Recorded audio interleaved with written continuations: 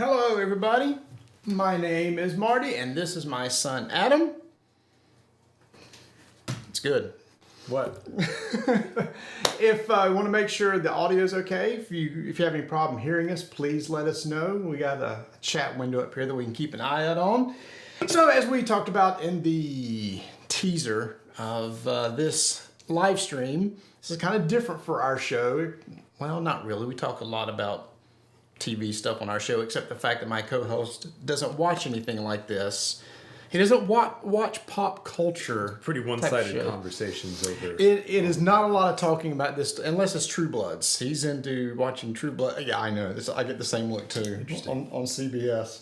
But this actually works out really well because we just did an episode on Vampire the Masquerade, the card game and another board game, and I kind of teased Castlevania in that. That we're going to be talking about it. And I had a contest that's actually still going on. Where's the camera? Still going on right now, to where if you go back and listen to our last episode, I have bumper music right before each of the reviews, and there's a contest link in the blog post if you want to. Go guess the names of the songs, and they're from the video game. And if you get them right, you can win a $25 gift certificate to Miniature Market. And even if you don't know, you can still enter to win. You just have a better chance of winning if you know the songs. All right, so why are we here? We just finished watching Castlevania Season 4 today on Netflix. We did. Before we dive into this, I just want to, I said it in the tweet and everything that came out, was that we're going to approach this from fans of the video game Castlevania. The source material. The source, right. This, we'll probably talk about what we like about it as a TV show, but we're really coming at it from, all right, did this satisfy us as Castlevania fans? Yes. So let's establish where we are as Castlevania fans. All right. All right. I actually got into Castlevania late for the series. I didn't play it on the NES, nor did I play Castlevania 4, which is probably still one of the more popular ones on SNES. But the first time I played it was on the Game Boy Advance. It was Aria of Sorrow. Aria of Sorrow. Aria of Sorrow. And that's the first time I ever played the game, and I was automatically hooked. The reason why I avoided it is because I wasn't big into platformers. I didn't like Mario. Yeah. And so when you saw it, I thought, I don't want to play that because it's like Mario. But it's not. It's its own thing, right? It's Metroidvania. It's like Mario, he says. Castlevania.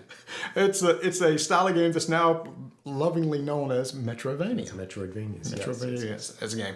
So from then on, I was hooked into the series, and I played the DS versions.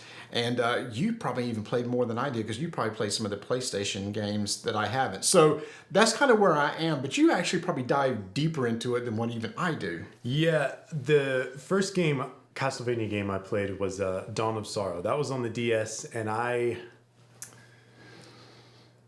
8 years old. Okay. I think I was about 8 years old.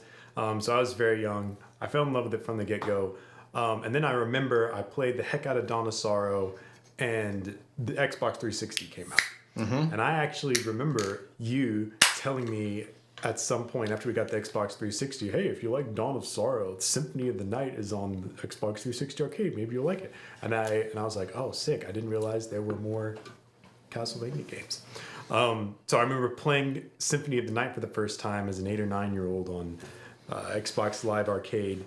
And I remember not liking it at first because it wasn't like Dawn of Sorrow with the whole soul capture mechanic. And I was like, well, this isn't the same thing. But the more I play it, the more I grew to love it. And to this day, Symphony of the Night is my favorite game of all time. Really? Yep. And since Symphony of the Night, obviously I played Portrait of Ruin when it came out, played a bit of Order of Ecclesia. And in recent years, I've gone back. When I was a kid, I went back and played all the NES games, Castlevania 1, 2, 3, Super Castlevania. You did 4. finish those. Finish? Oh, I played them. You played them. You may not I played finish them. And then recently, I picked up some of the PlayStation ones, Curse of Darkness, Lament of Innocence, played those as well. I played a couple of the Lords of Shadow games. So I'm in there. I'm in there. You're way into it more than I am. Because it's a great story. Castlevania is my favorite video game franchise, hands down, and I have a very special love for that. And it's very obvious because you and your brothers are into collecting retro games, and you're trying to finish out your Castlevania collection. Everybody has one thing they're kind of going after.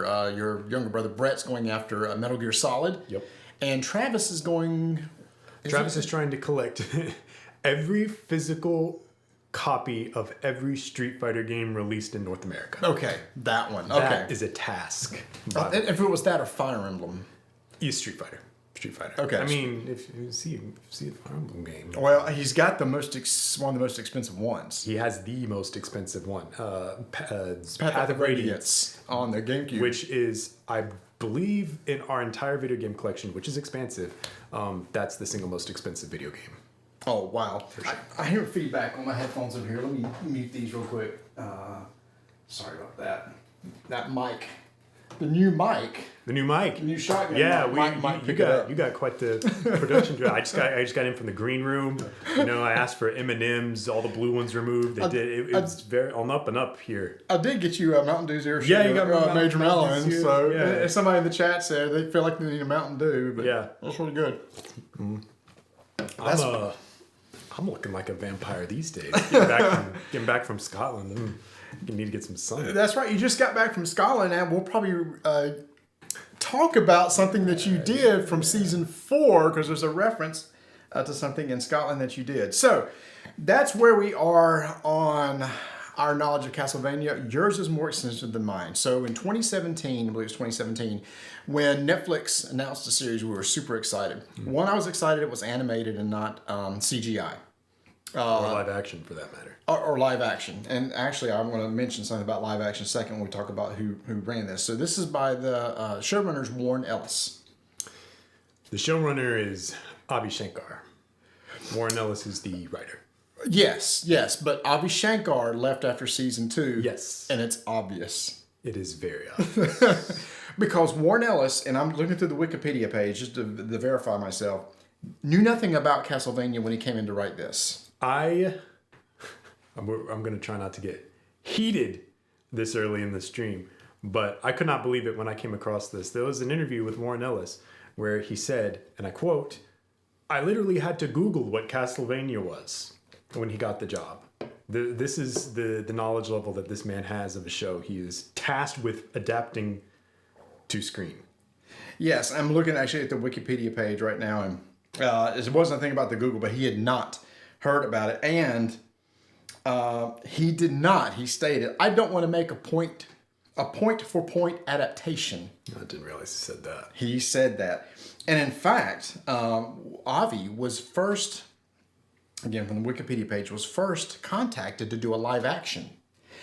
He loved the franchise so much, he said, "There's no way I can make a live action film that captures the essence of Castlevania." Yep. So then years later, it's like, what about an animated version? He says, "I think we can do it with an animated version." But from what I'm reading, him and Warren Ellis kind of bumped heads a little bit. In fact, Konami was in early on this too. And Konami had to give approval to some of this. And they were bumping heads because Warren wanted to change more. And Konami's like, "Wow, you're kind of really veering off." When Konami is telling you you're on the wrong path, you are screwing up. You are really screwing up. You mean the company that used to have Castlevania that no longer does anything with the franchise? Yeah. That's a whole separate stream. All right, so we were excited. Season 1 came out. This is only 4 episodes. And the first episode, what we're going to do, let me just explain. We're going to go through every season and just a short synopsis and give our rating, what we thought about it. And then we're going to go through seasons 2, 3, and 4, and then give our overall thought about the series. So season 1, episode 1, you need a premiere to really capture the audience, and for me, it did. I agree. And for me, season 1, I definitely felt like a proof of concept in that it was the show trying to prove that it could be successful. And I think it tried to do that by making it, I'm not going to say big. It wasn't exactly big, but engaging and exciting from the get-go. Right. And I think they pulled that off. And by the way, this is going to be full of spoilers. Full of spoilers from the show, full of spoilers from the game. So if you've not watched the series, you may not want to watch the rest of this because we're going to be diving deep into the spoilers. And then the premiere episode, you're introduced to Dracula, who is the main antagonist. I know the look that you're giving. Anyway, he's presented as the antagonist who is married to Lisa. Is that in the lore? Was Yes. he was married to a human. Yes. And so the church at the time was trying to wipe out vampires. The church at the time accused Dracula's wife of witchcraft. That's it. And so they basically burned her at the stake. Yes. And that pretty much set Dracula off because Lisa was it was a yin yang sort of thing. She kept him grounded. He still had the bloodlust and stuff, but she was like, look, humanity's not as bad as what you think it is. They were very into the sciences. She was a scientist and stuff. So they invented a lot. It wasn't all magic. That was the thing. They accused her of magic, and she kept saying, no, it's science. It's science. This is not magic. Anyway, so she was burned at the stake, and that was like, that's it. Humanity is done. Dracula's like, I'm coming after everybody. Yep. And that scene at the beginning where he destroys the city is still one of the best sequences in the show. And that's what, episode 1? Episode 1. Yeah. Yeah. Well, basically his face appears in the sky and just burns the place down.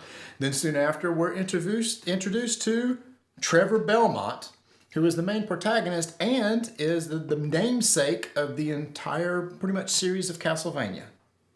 The namesake? Well, I mean, the Belmont being the family name that appears in a lot of the Castlevania. Yeah. The Belmont family are the protagonists of the Castlevania. Yes. How early is Trevor in the Belmont line ancestry? He is the second to earliest. The earliest is Leon Belmont.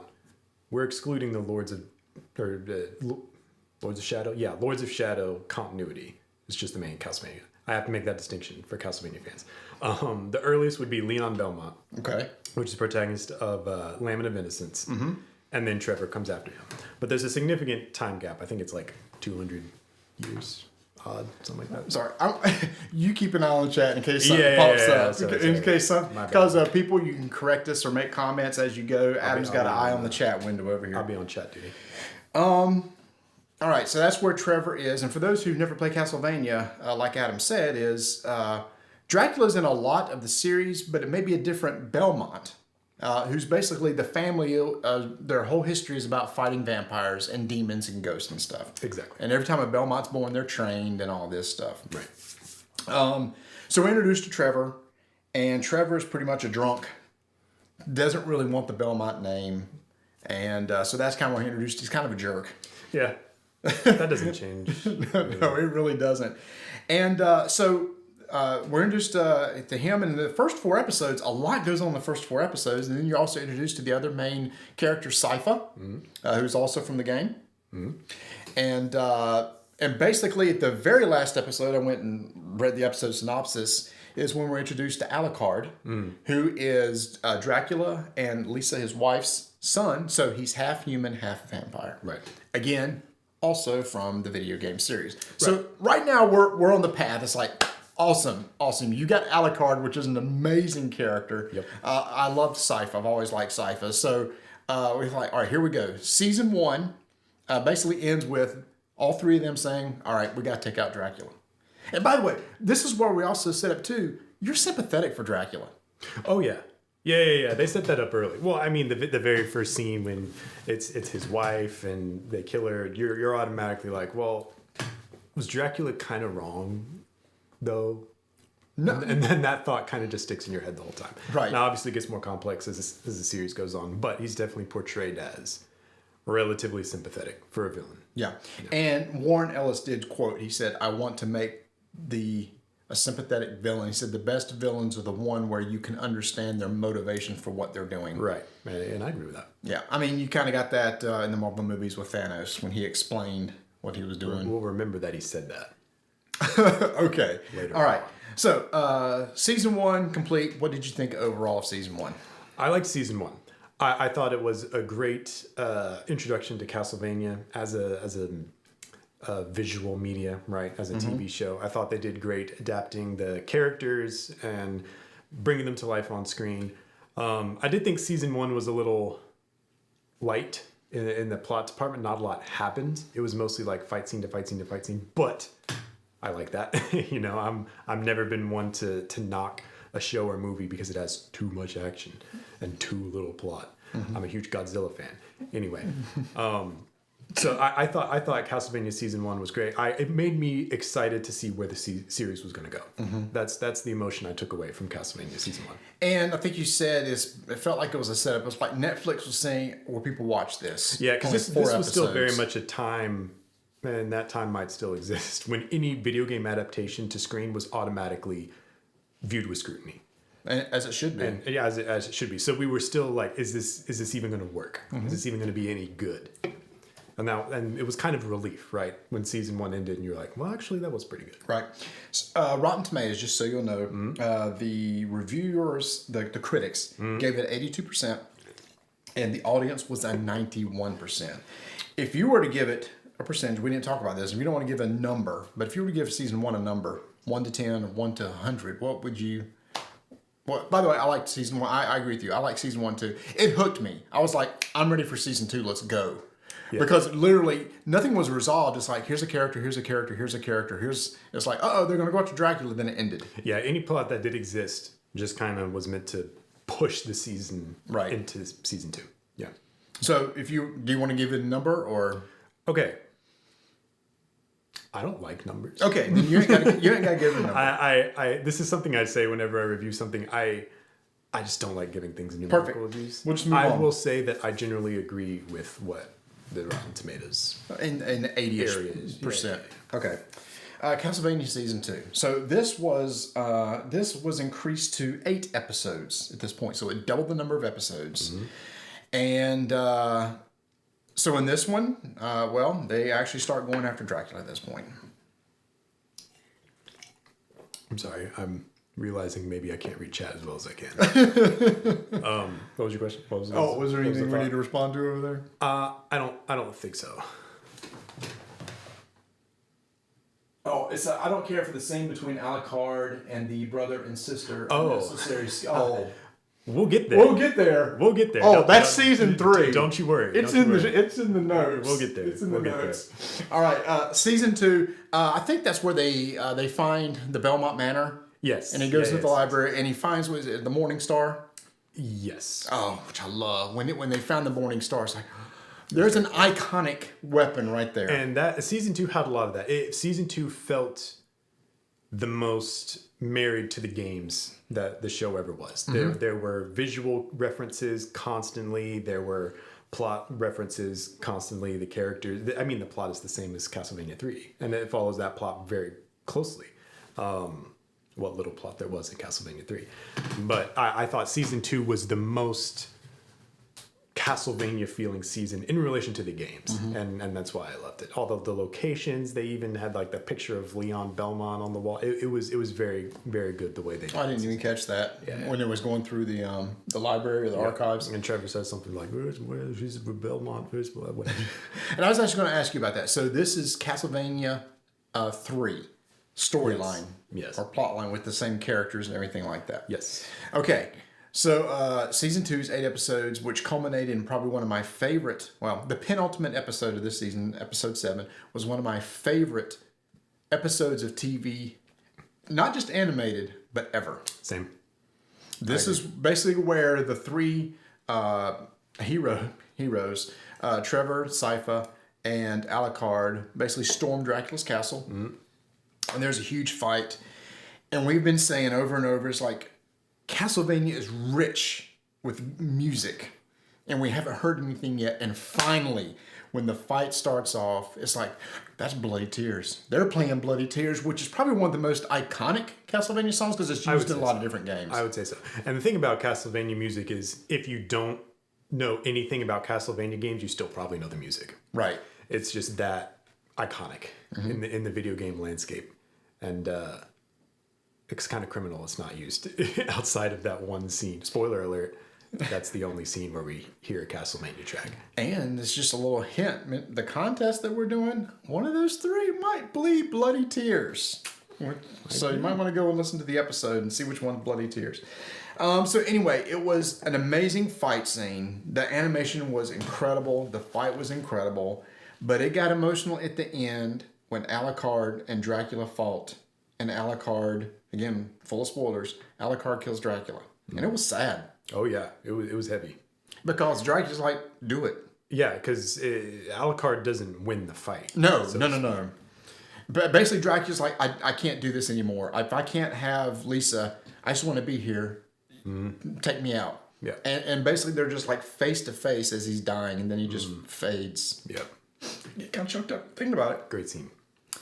So then you go to the final episode, and I can't remember actually what the final episode sets up. It was a where are they now situation. Oh, that's right.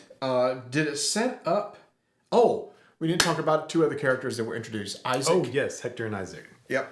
So Hector and Isaac are basically... They are forge masters. They call them in the show night creatures. In the games, they call them demons. But I think demons and or night creatures sums it up pretty well. They're big monsters with teeth and wings and claws and all that. And they make them from corpses. Yes. Yeah. And number one, they were very disliked in Dracula's court.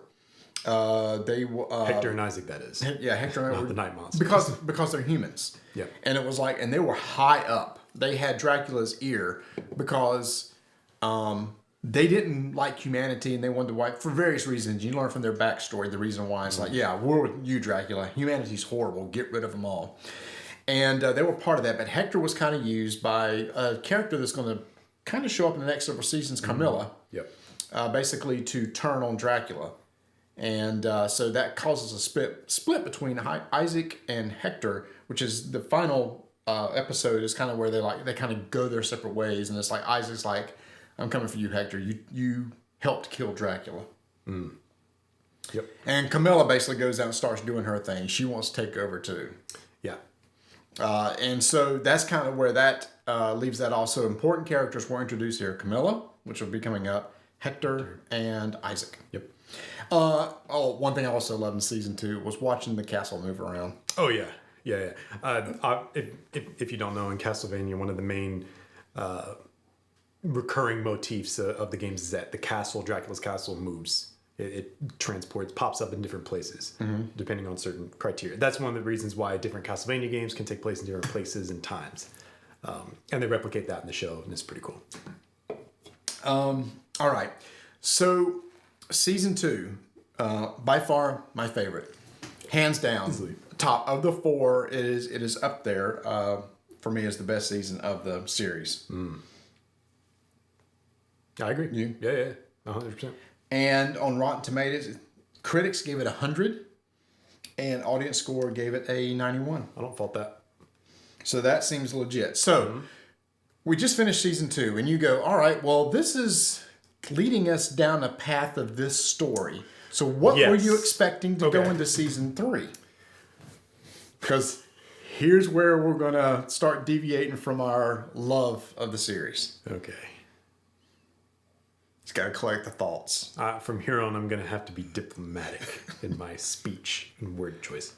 At the end of season 2, I thought, okay, this is clearly setting up to go into Curse of Darkness, the story Curse of Darkness.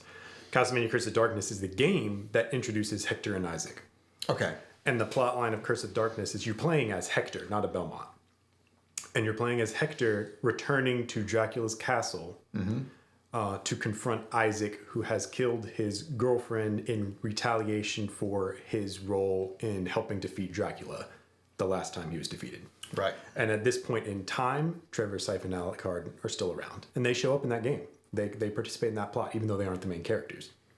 And that the storyline of that game is Hector and Isaac facing down and that whole story. And I was like, well, okay, that's clearly where the show's going. They introduce Hector and Isaac.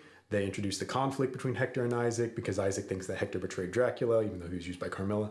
And I was like, well, they can work Carmilla in that story easily enough. No problem. Trevor and Syph and Alucard can show up. It makes sense. You're keeping everyone together. It's one single plot thread. Easy.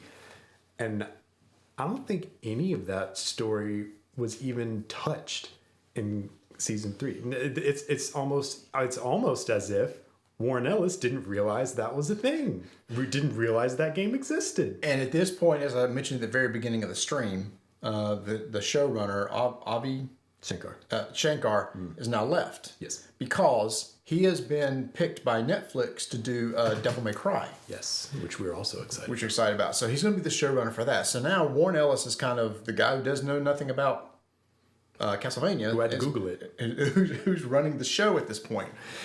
And you talked about they were together. In this season, everybody's apart. Yes. I see someone in the chat says they never heard of, I assume it's Curse of Darkness. Solid game if you ever want to pick it up. And you have what system is it on? PlayStation 2. Okay. Yeah, it's not a side-scroller platformer. It's third person. It plays a little more like Devil May Cry. Not a little more. It plays a lot like Devil May Cry. But Lament of Innocence and Curse of Darkness are both have the same kind of play style. I think Curse of Darkness is a little better. It's worth a shot. It's worth your time. Okay. Nice. Yep. All right. So Alucard basically goes back to Dracula's castle. I'm just going to stay here. Yes. Trevor and Sypha said, Sypha wanted to get back with her group of people. So it's like, we're going to go out and Trevor's going to help her get back with her people. Isaac and Hector kind of off doing their own thing. Well, Isaac's basically, you know what? I'm just going to start creating an army. Yeah, he got pushed through a portal. And in the desert somewhere. Hector was captured by Carmilla. Yes. And basically, there's a castle that Carmilla and her 3 sisters. Is that in the game? So the sisters are brand new. Completely new characters. All right. Okay. so they have the sisters, the vampire sisters, basically captured Hector. And Carmilla wants to use Hector the same way Dracula did. You're going to create me creatures. Yes. So, but they had to break him down. Yes. And that's where, I cannot remember her name. Lenore. Basically, I guess she ends up falling for him, but basically she ends up using him. It's a very poorly developed relationship between Hector and Lenore. It's basically like they treat him like an animal, except there's the one sister who has sympathy for him. And because of that, he's kind of attracted. He's like, she cares for me or cares about me. Right. Completely, And then in a totally unnecessary, extraneous sex scene, she ends up putting on a control ring on his finger, which basically it's like, all right, now you're under control of all of us. Yeah. Castlevania Season 3, completely extraneous. The whole season. Pretty much. Because this season's 10 episodes. 10 episodes. This season, so you went from 4. 10 episodes too long. To 8 to 10. Yep. And for the entire series, Sypha and Trevor are in this little village. There's something going on with the church. You're introduced to a guy named Saint Germain who will play a character, which is in the games. He's in the games. Yeah, he's in Curse of Darkness. And basically, that whole story is there's something going on with the church. They're controlling a demon, a monster, or something. Trevor and Sypha take it out, and that's pretty much it. It takes 10 episodes to do that, to tell that story. Honestly, what frustrated me about Season 3, the storyline for Trevor and Sypha did nothing. It did not move the series at all.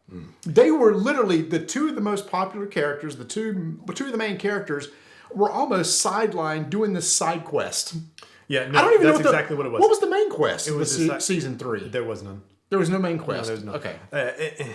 And it was unfortunate because that was the best potential for a storyline that whole season, because it's Castlevania. It's about the Belmonts, and it's about Dracula. There's no Dracula.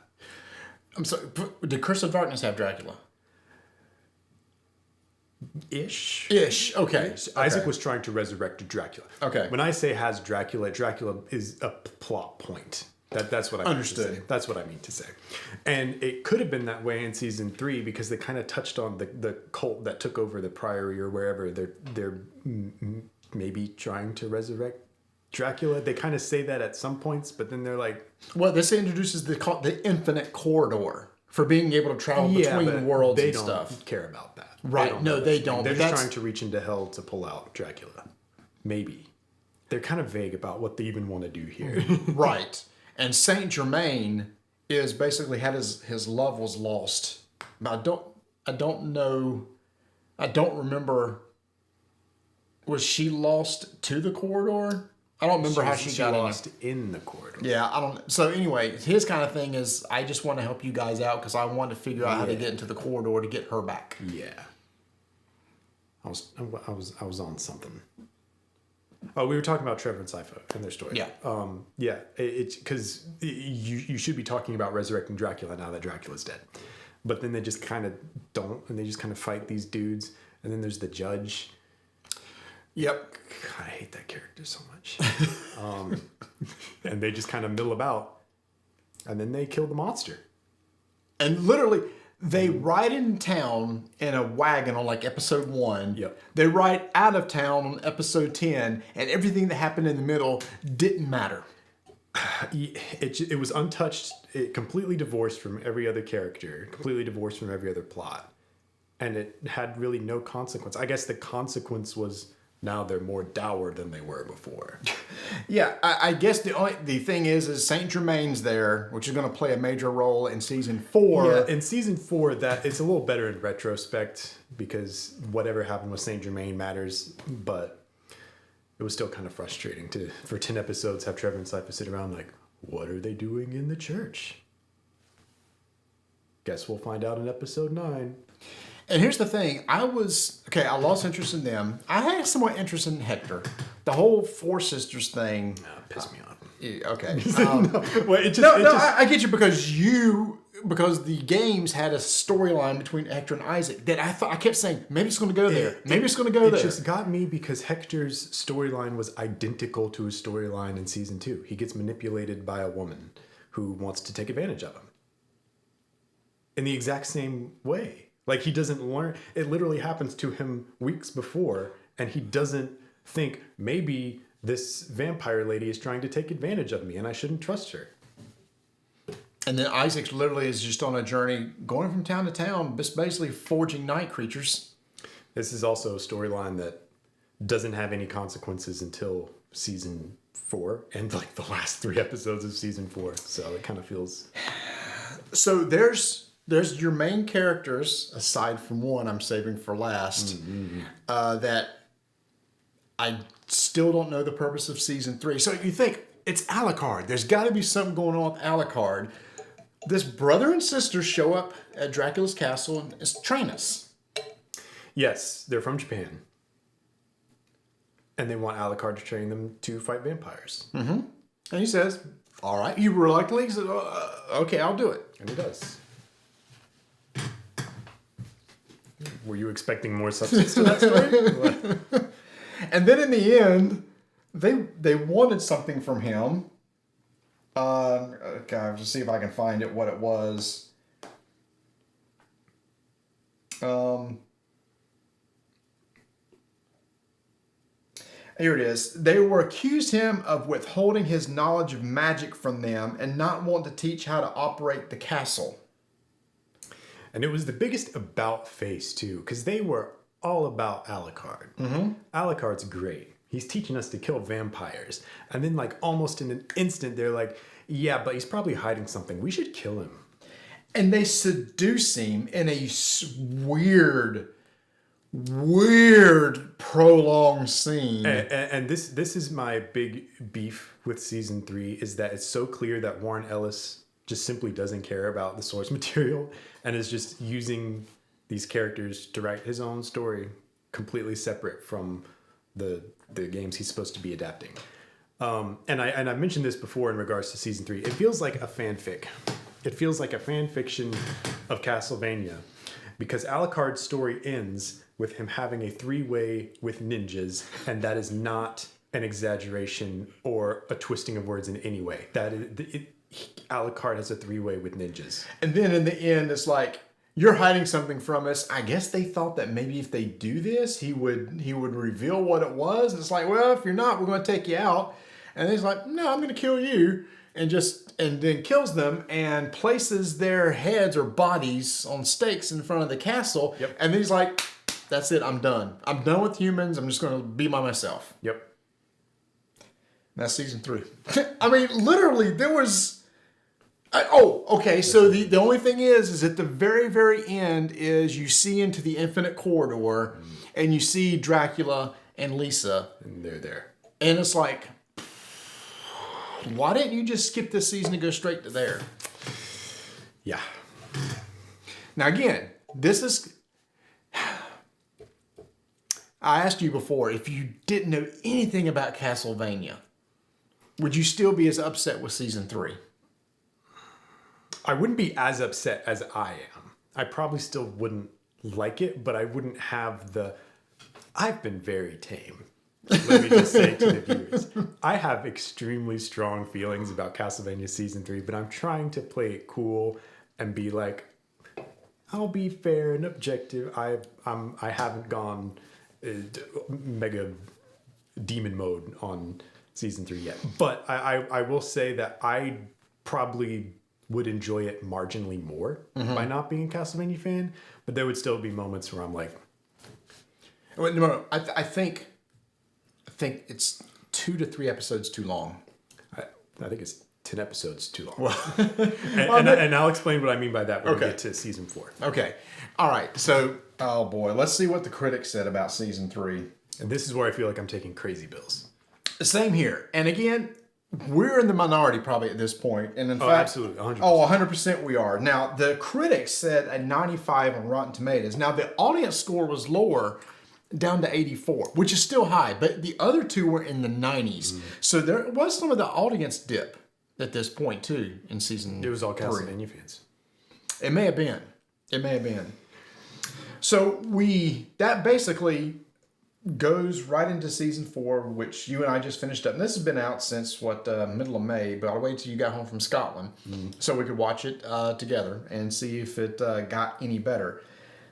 So once again, Trevor and Sypha basically are still traveling about. So it's kind of like time has passed, and they show these previous weeks where there were some really cool fight scenes. I will stop here and say that the animation on this series was phenomenal. Yes, and that is something I do want to. Typically, when I review things, I like to end on positives. Okay, so I just think it's a good practice to leave the viewer with the positive note. But then we will come back to that. So. Basically kind of picks up where it left off, except that Alucard has left the castle, and there was a horse that shows up at his castle saying, "Could you come help us out?" And this is my big problem with Season 4, because you're talking about Episode 5, I think. What? Are you serious? Or even 6. No, is it that it's late? Episode 4 or 5, I think. Talk amongst yourselves. No, can it be? I'm pretty sure it is, because I remember they introduced the woman who was the head of the village, and I remember thinking, this is really late to introduce a major character like this. Episode 4. Episode 4, Alucard arrives at the village. Arrives at the village. Yes. And then fights. He attacks and defends it from attacking night creatures. So yeah, it's not Episode 1. No. You're also introduced to a character with Trevor and Sypha going in and helping somebody else. You're introduced to Varney. You're introduced to 2 vampires. Varney. You're introduced to so many. You're introduced to Varney. You're introduced to the guy he works with. You're introduced to the girl who runs the underground city. Oh, yeah. You're introduced to the girl who runs the village that Alucard's in. It's a lot of characters. So let's go back to... Let's just do it character by character, because they're all separated at this point. They're all shotgunned over. So since Alucard really doesn't take place until the middle, we talk about Trevor and Sypha going in, and this is the place I believe that was burned down from Dracula. In Episode 1. Yeah. And so they're trying to rebuild, and basically they're hiding underground at this point. Mm-hmm. And so they come in there. Trevor and Sypha is going to help them out. That's kind of their thing for a little bit. Hector is still under control, but we'll come to find out with the whole Hector thing is that Carmilla's gone off a rock. Well, not gone off a rocker. She's like, I was just going to control this area. I'm going to take over the world. I don't understand Carmilla. Carmilla, who's in the game. Technically. She's a pixelated face in Castlevania 3, I think. Let's see. Do you know how people always say in Raiders of the Lost Ark that Indiana Jones is irrelevant to the story? How you could remove Indiana Jones and the movie will play out the exact same? I've actually not heard that theory. Yeah, because the Nazis will get the arc anyway, and they'll open it and they all die, and Indiana Jones being there doesn't really matter. That's how Carmilla is in Castlevania. Her being there doesn't really matter. Like, she was orchestrating against Dracula in Season 2, but Trevor and Sypha teleport his castle to them in the middle of her invasion thing anyway, so she doesn't get to do anything. Mm-hmm. And then Alucard's the one that kills Dracula, not Carmilla. And then Season 3, what is Carmilla doing in Season 3? Nothing. Well, monologuing. Yeah, monologuing about, hey, what we want to do is we want to control this area, and basically humans will be a farm for us, and they'll just feed us. And the sister's like, cool. And in this season, it's like, no, I want more than that. I want to take over the entire world. Season 4 comes along, and she's still monologuing, and she has one more monologue, and then a fight scene, and then she dies. And at no point in her run in the entire show did she ever affect the plot in any significant capacity. And she died. Oh my gosh, when was it she died? It was it like episode... Yeah, in episode 6. So since we're on the story of Carmilla and her sisters, basically that whole story kind of wraps up in episode 6. Yeah. And there's still 4 episodes left. I don't know who in the writer's room had a sudden stroke of genius and became lucid for a moment and thought, this vampire sister story sucks. And then just, like, we have to end it, like, now. I didn't dislike the characters of the vampire sisters. I thought they were quite good, and I was interested in them, but they're just their own satellite thing off in the middle of nowhere, and that doesn't affect the greater plot at all. The only thing was that you come to find out that Hector has been working with Saint Germain in order to try to bring back Dracula. You don't know this till about later on in the point. Saint Germain, you come to find out, was this episode 3 or 4 when you see his flashback? And we said, why wasn't this in episode 1? It should have been an episode. So episode 1, you find out Saint Germain is not really on the up and up. Episode 4. I'm sorry. In episode 4, we find this out, but in episode 1, they should have revealed that Saint Germain's not on the up and up. Basically, he is going to try to get Dracula back. And he is coordinating the effort between different people in the series, including Varney, which was introduced, and Hector. Yes. And they've been communicating through this broken mirror thing. And you don't know this until episode 6 when Carmilla dies. The Hector's like, yeah, I'm trying to bring back... Or Isaac shows up. He said, I messed up. I'm trying to bring back Dracula for you. And so the whole time I'm expecting there's going to be a massive Isaac-Hector fight. Because Isaac comes in. He's got his night creatures. He's coming and it's like, nah, don't worry about it, man. We cool. Yeah. He's like, what, we cool? Yeah, we cool, man. Yep. He says, but I'm going to go kill Carmilla. And Hector's like, no, do it. He said, but the only thing is just don't kill the one that he's been with. And he's like, all right. And then the other 2 sisters kind of ride up. What do you want to do now? Well, I guess let's just ride off together. I still can't wrap my brain around that scene. They just walk up to the castle and they're like, what if we just left? and then they just leave. Should we go in there? Well, we're outnumbered. No. Well, what do we do? I felt Carmilla die. Okay. And then... let's just go. And then I went, I don't think we're going to see them again. Yeah. Spoiler alert. We don't see them again. We don't see them. They're gone. That's it. That's the end of their story. Those 2 characters, those 2 vampire sisters, their entire story was, we're behind Carmilla. We're gonna do this thing. And then they're out and they're like, I don't know if we should do this thing. And then they come back and Carmilla's dead and they're like, just get out of here. and that's the end of their entire story. That's the end of their character. Then Isaac and Hector have a heart-to-heart. And Isaac's pretty much, dude, I just want to live. I actually liked where Isaac's character ended up. I really like that. But it makes Season 3 all the way... Season 4 just makes Season 3 even more frustrating for me because it just... Season 4 should have been Season 3. And we don't see Isaac anymore after this. And we don't see Isaac anymore. That's it. In Season 3, Isaac has this conversation with the boatman. Do you remember this? Where he's on the boat. And he talks to the boat, and the boatman gives him a new lease on life and why humanity isn't that bad after all. And it's actually my favorite scene in Season 3 because I'm like, oh, great. This is some, good things happening in the show. Isaac, character development. He's growing as a person. Then he gets off the boat. And the soldiers come up and they see his night creatures and they're like, you can't bring those in here. And he's like, humanity sucks after all. I was right to kill all of you. And he kills them all. And then all of a sudden in season 4, he rolls up to Hector and he's like, life's good, man. Things are great. Well, I think they tried to set that up earlier when the night creatures were ticked off. Why aren't we out killing and stuff? And I was like, man, I'm just chilling. Yeah, you're right. I'm just chilling, man. Still doesn't know how it got there. Because he's in that village because he killed the wizard. Yeah. But then all of a sudden he tells the night creatures, yeah, let's go out and kill everything in your path. Yep. And then heading to Carmilla. Yep. Where he kills everything. There's a cool fight between Carmilla and Isaac. Yeah, it is a cool fight. It is a very cool fight. I like what Carmilla does in the end. She sacrifices herself. It's like, you ain't winning. And she basically kills herself. Except very, for this win. Yeah, very cool. Well, I thought it was kind of cool. The two sisters kind of ride off. Let's go ahead and finish out. You think maybe we're done with Hector and Lorraine? Lenore. But in the very last episode, you see them together. Basically, Isaac said she's going to stay in this castle. She ain't going anywhere. And Lorraine says, I can't do that. I can't be here kept like a creature. She said, I just want to go experience the sunshine. And Hector grabs onto her. No, you can't do that. And she says, no, I just can't stay here. And she said, well, I want you to do what makes you happy. And she walks out into the balcony and she goes, what's so special about this? And then poof.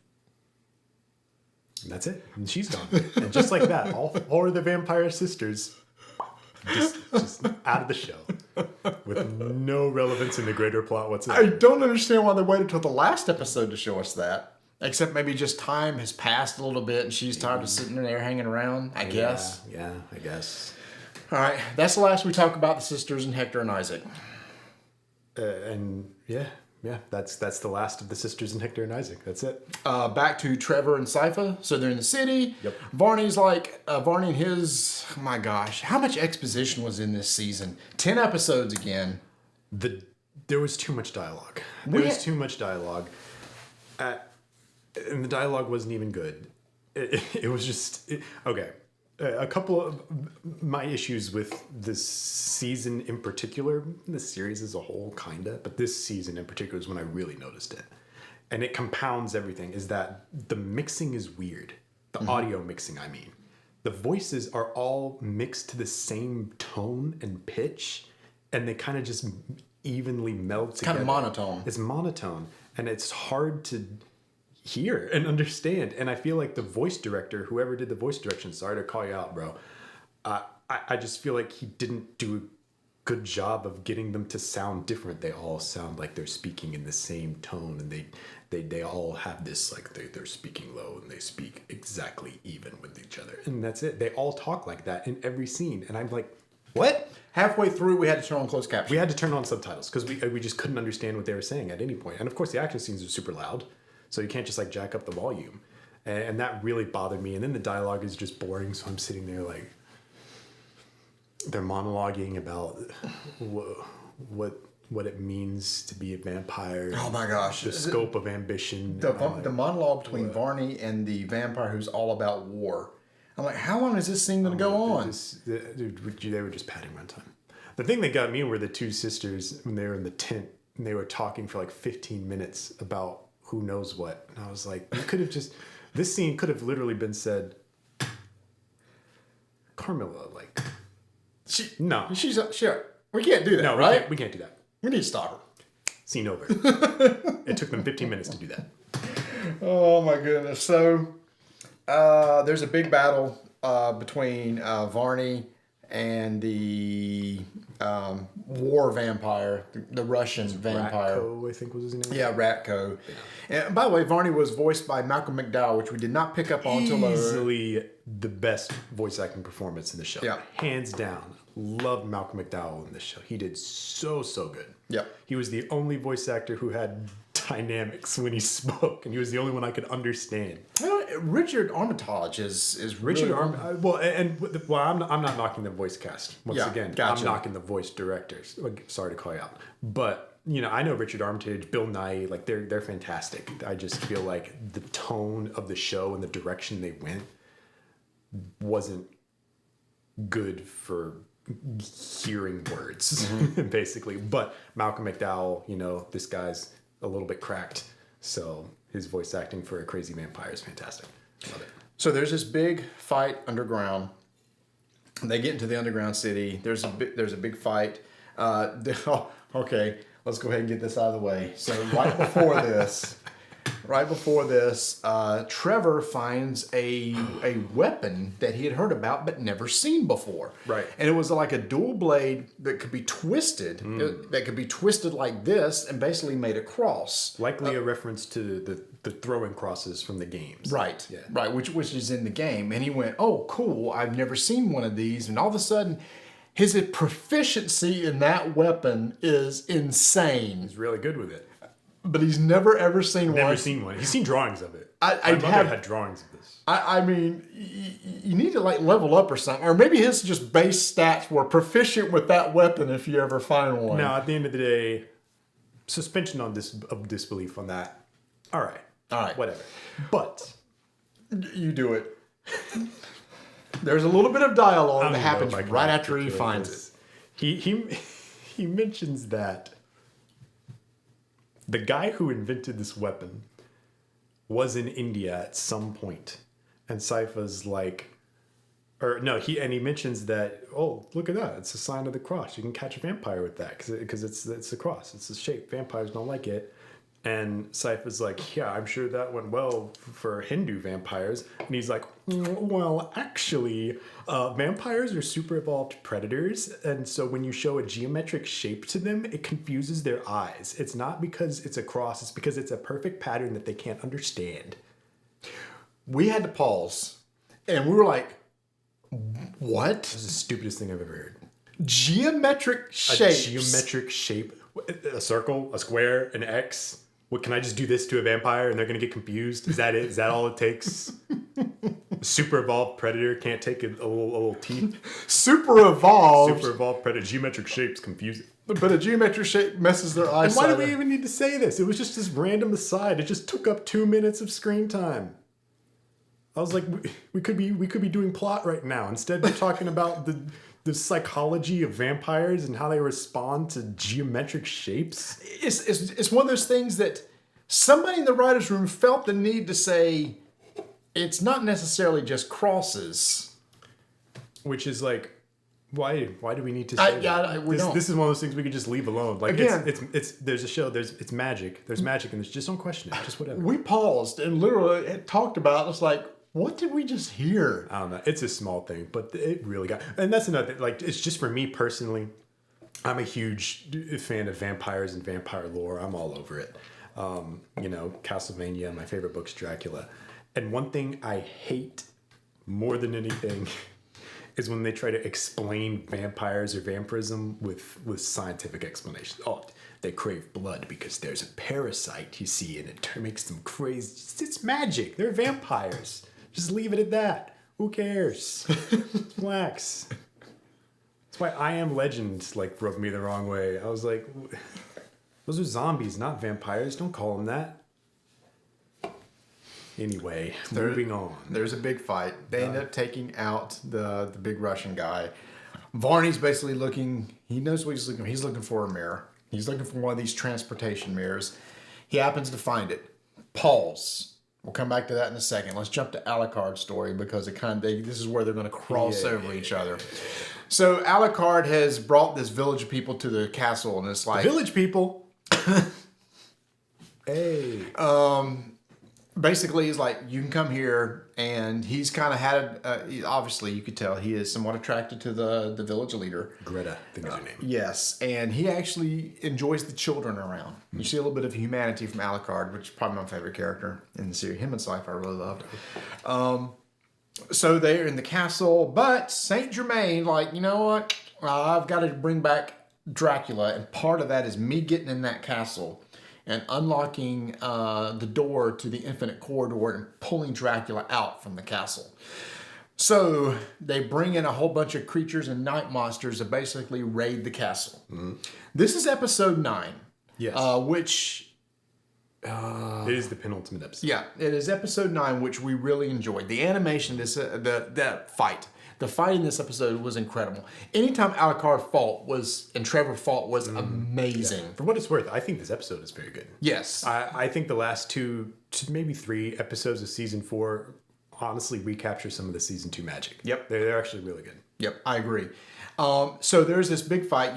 They find out Saint Germain's upstairs and like, what the heck are you doing? Saint Germain reveals his big plan.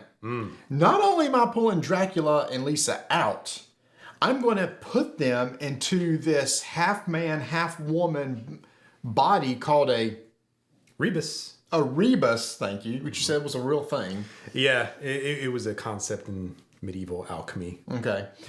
He's going to put him in there, and then he was going to be able to have ultimate control of the infinite corridor so he could go find his girlfriend.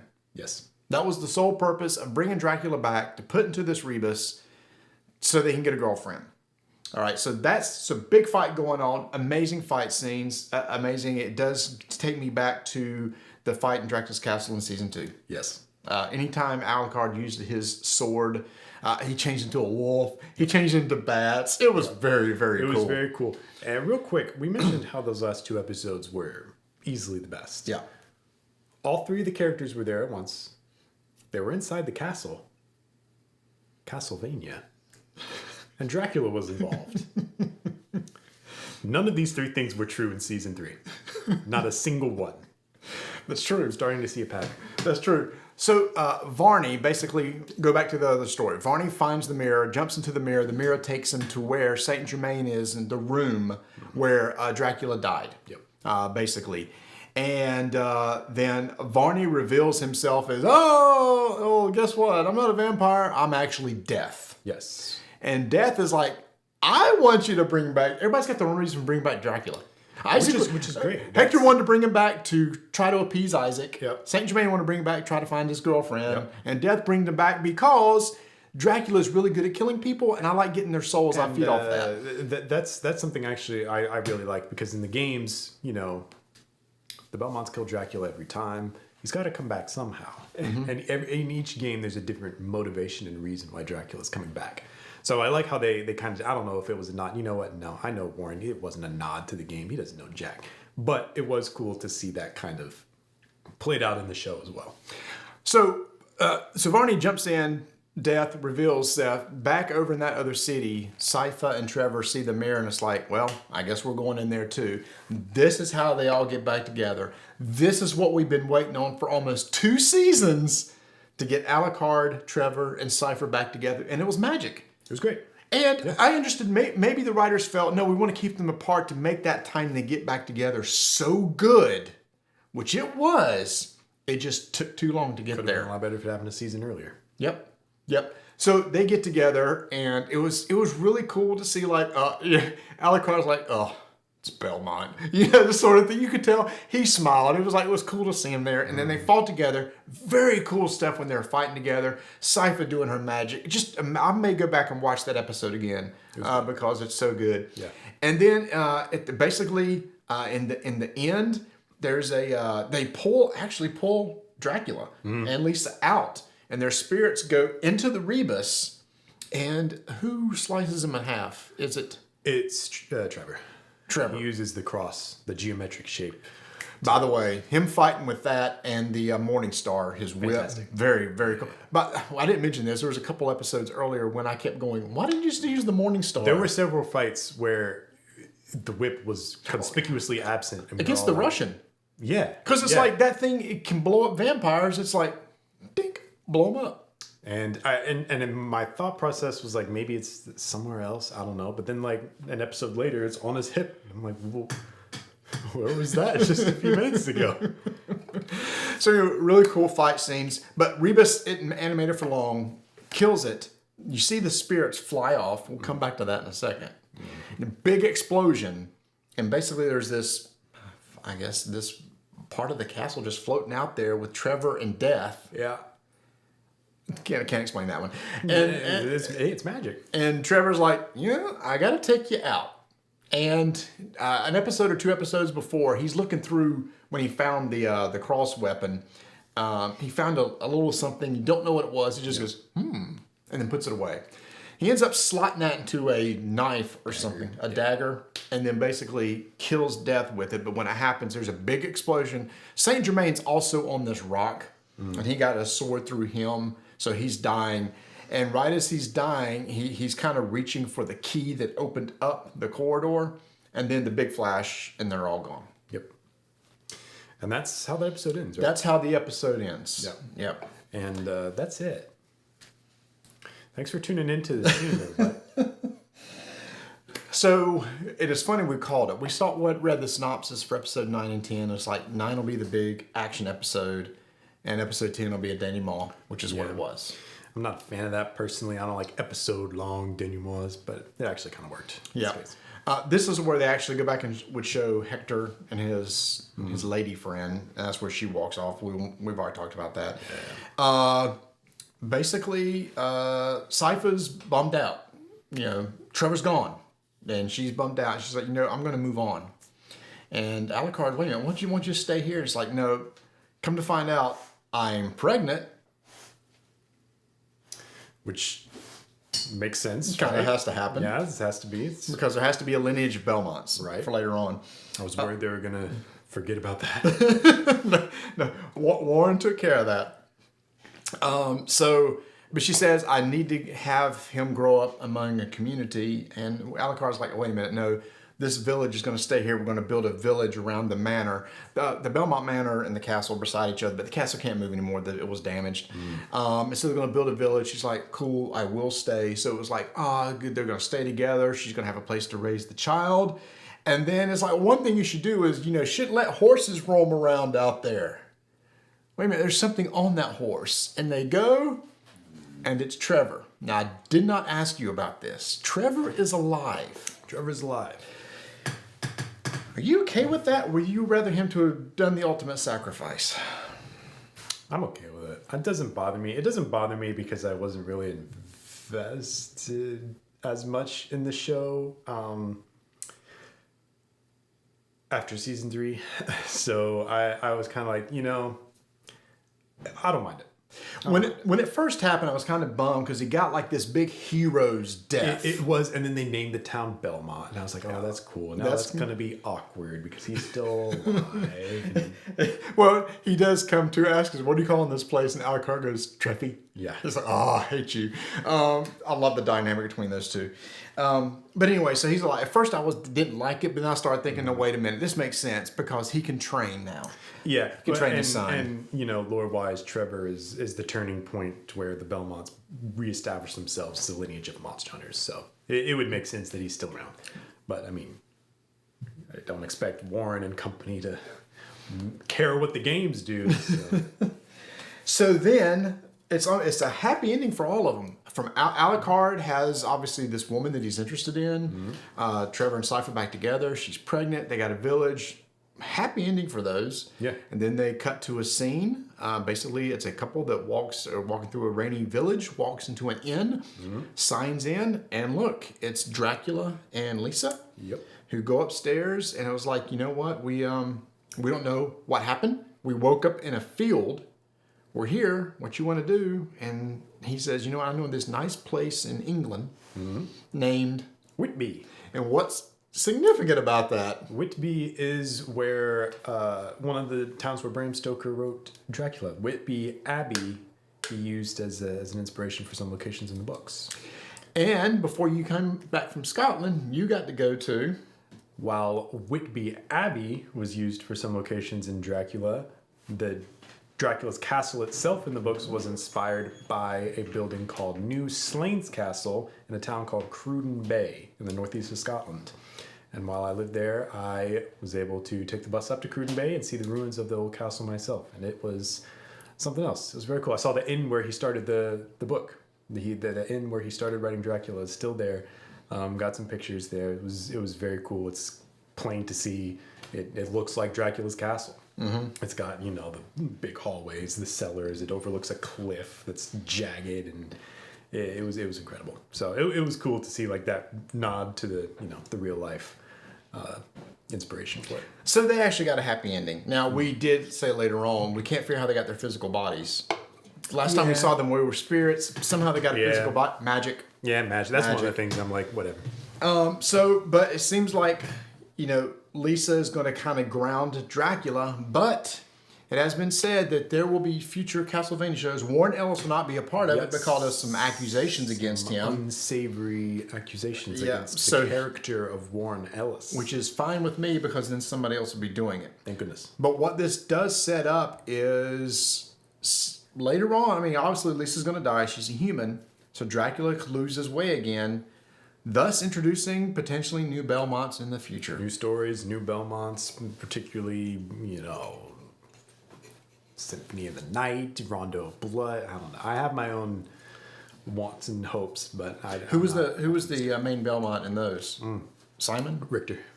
Okay. Richter is the player character of Rondo of Blood. Alucard, of course, is player character of Symphony of the Night, but Richter is the main character in that story also. Gotcha. Okay. So they do set up something in the future. Will it follow the games?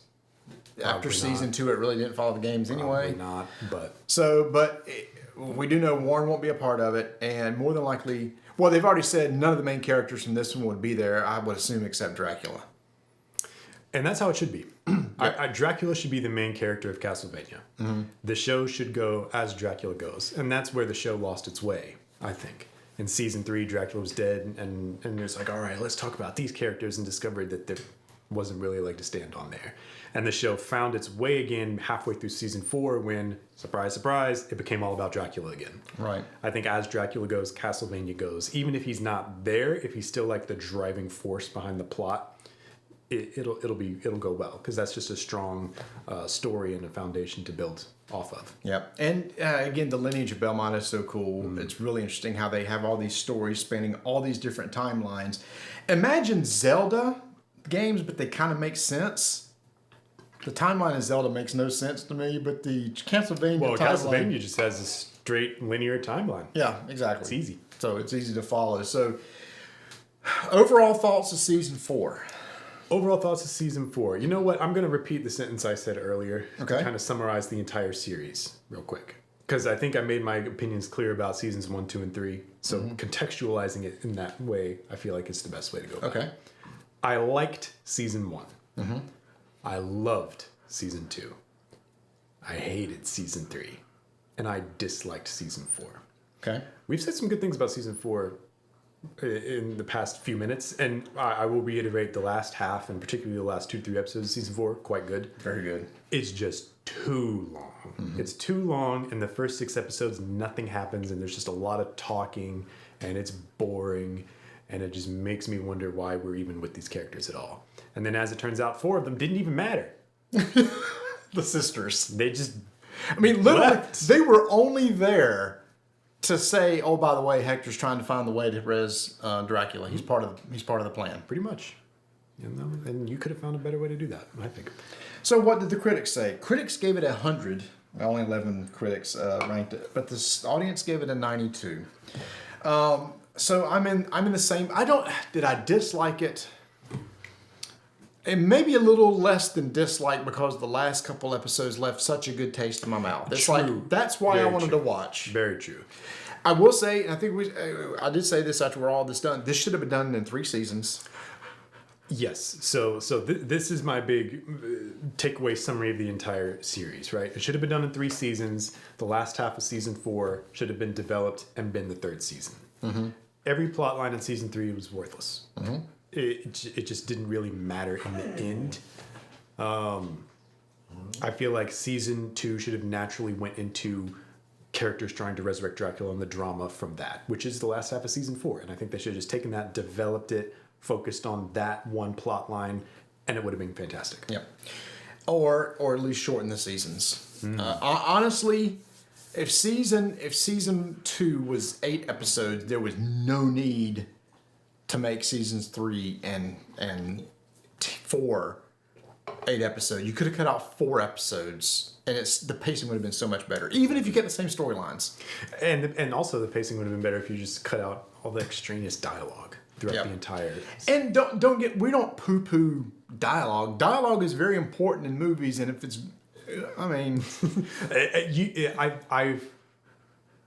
I've started to notice some writers have a real talent for writing dialogue and some don't. You're engaged, like Tarantino writes dialogue.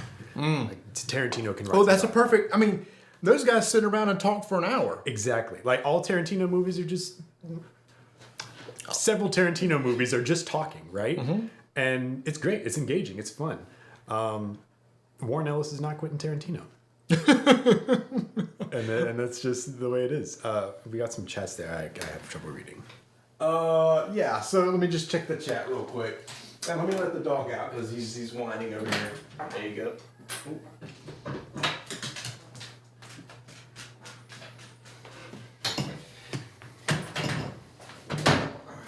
Apologize for that. So, just curious if you all have seen the old anime Vampire Hunter D. I have not. That's on my to-watch list, though. Not that they compare, but I think it's a classic, reasonably interesting vampire story. Yep. I am watching Hellsing Ultimate right now, and it's definitely scratching an itch. I've recently gotten into anime. Right now I'm watching Demon Slayer.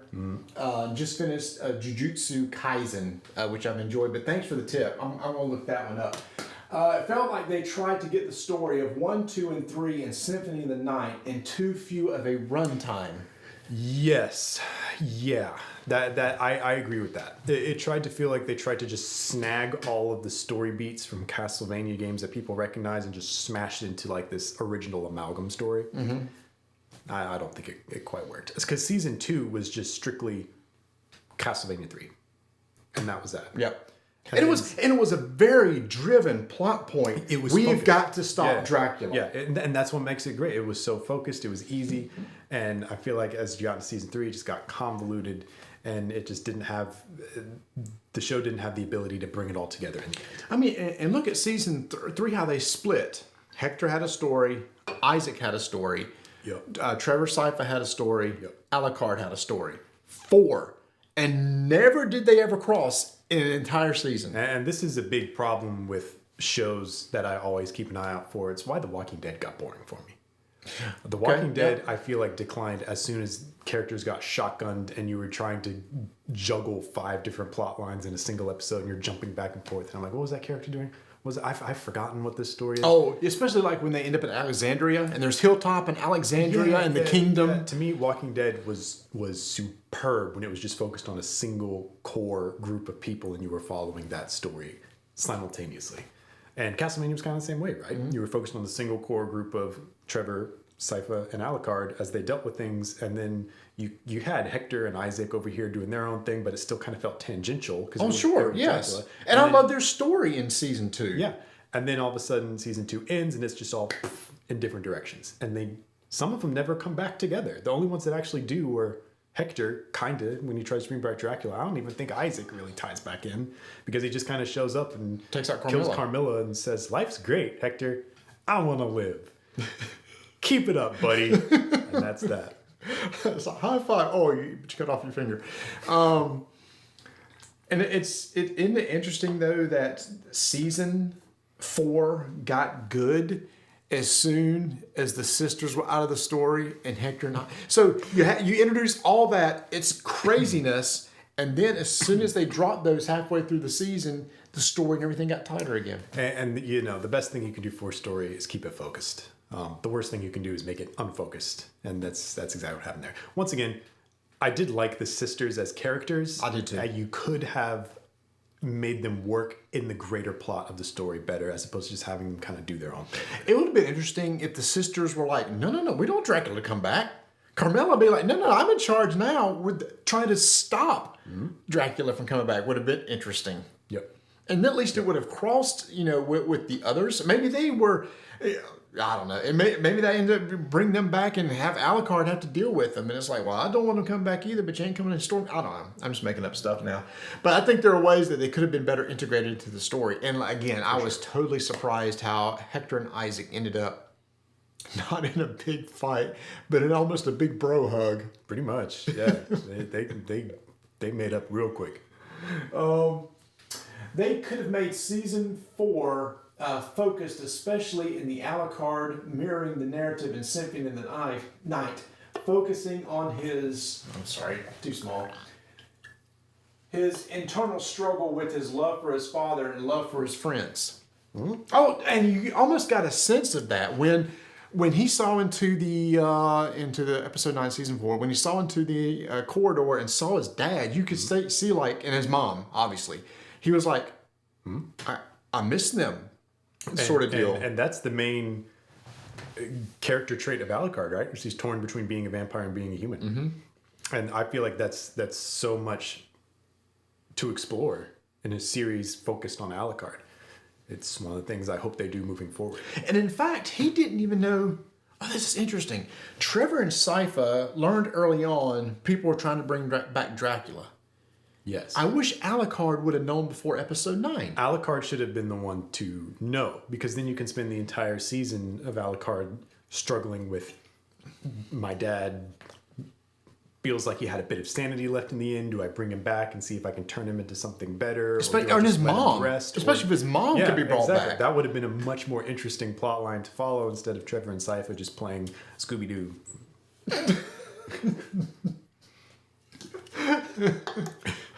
They're just running around hunting random monsters. Wait a minute. Who is Varney?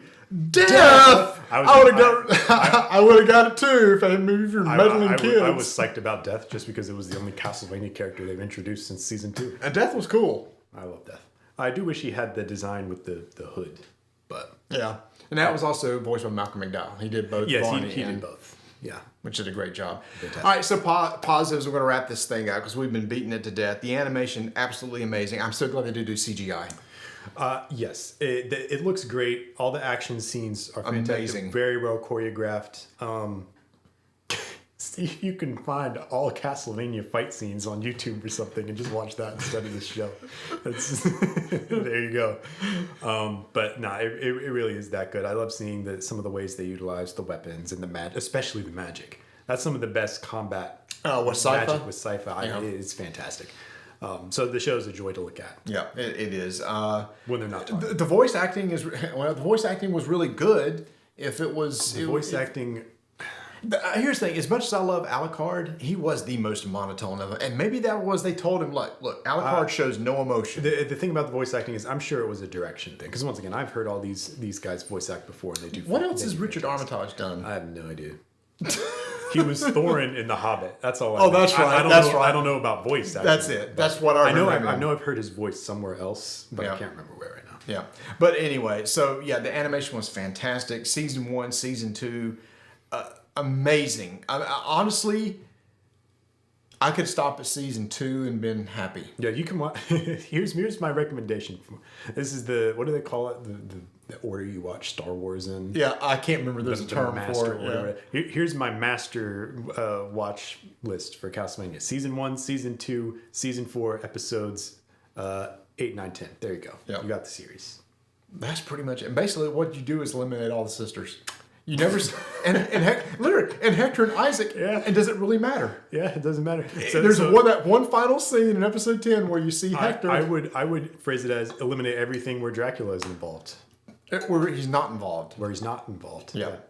Yeah. Yeah. That's pretty much it. Even Varney, his purpose was to bring back Dracula. Yeah. No. Exactly. I mean, that part needed to be told. Yep. That's it. So, Castlevania series. I'm glad it was made. I'm glad it was made. You got to say, it's probably the best video game adaptation to TV. How many video games have been made to TV? Or movies. Even movies. I mean, Street Fighter, the animated series, was pretty great. Was it? No, that was a joke. Oh, okay. I was going to say, I never saw it. It's pretty corny. No, I would agree. Castlevania is probably the best video game adaptation to date. It's not saying much. I can't really even say that's a compliment, to be honest with you. Yeah, well, I'm trying to think. Was there any movies that were? I mean, even video game movies struggle, right? I mean, the first Mortal Kombat was pretty good. Sonic the Hedgehog came out. Sonic was not bad. It was not bad. It wasn't like Detective Pikachu was not bad, but those weren't really taking story beats. It was like, here's a character, we're gonna make a story around this character. That's where Castlevania's like, we got a story to tell for the first 2 seasons. Yeah, and then especially since there's not really a story in Pokemon that you can tell. Nor there's definitely not a story in Sonic to be told. Fans of the Pokemon anime would. That's true. That's true. Beg to differ. That's true. And the first Pokemon movie is really good. Yeah, it is very good. It is. Did you ever see the remake?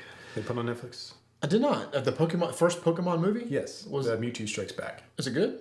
I mean, it's a beat for beat remake.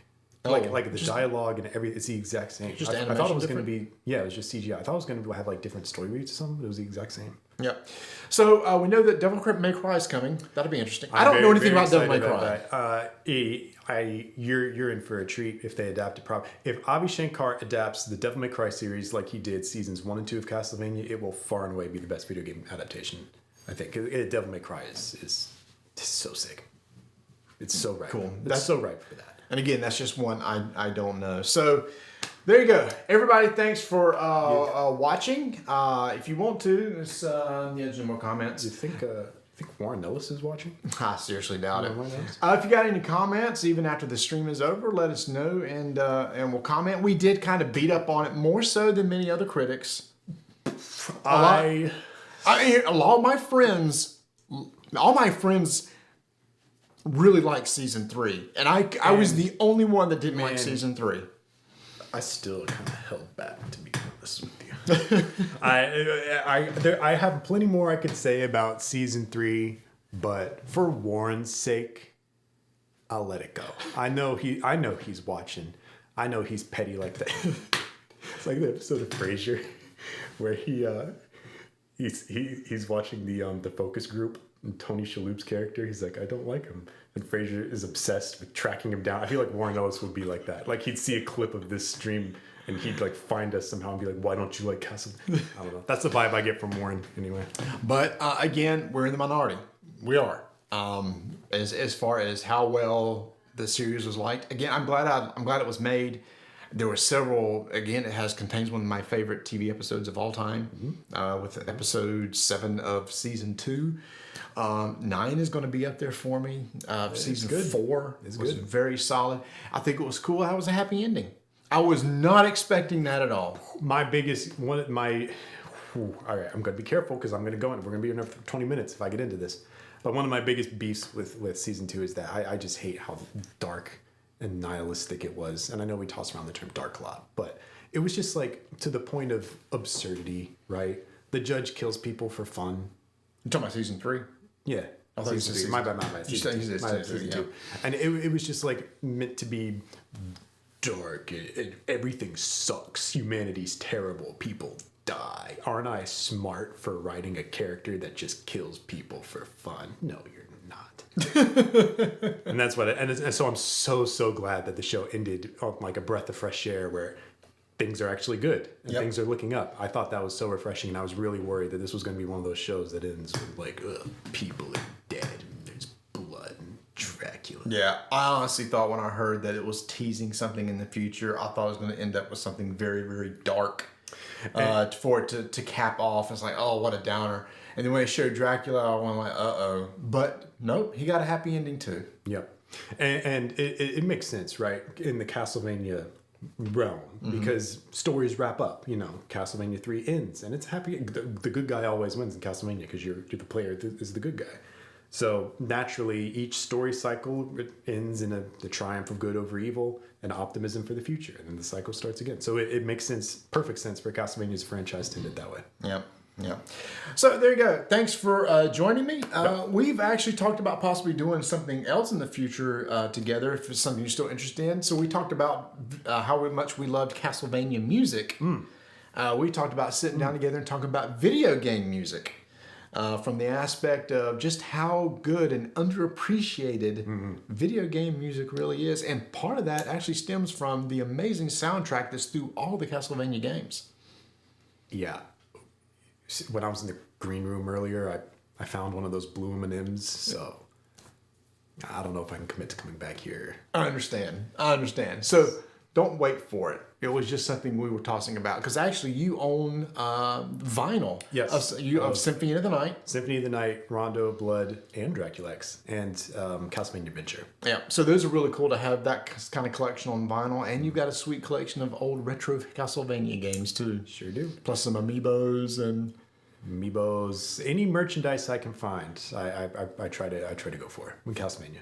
Fantastic. Again, thanks everybody for watching. If you've got any comments, we will definitely check those once the stream is over, and everybody have a wonderful night.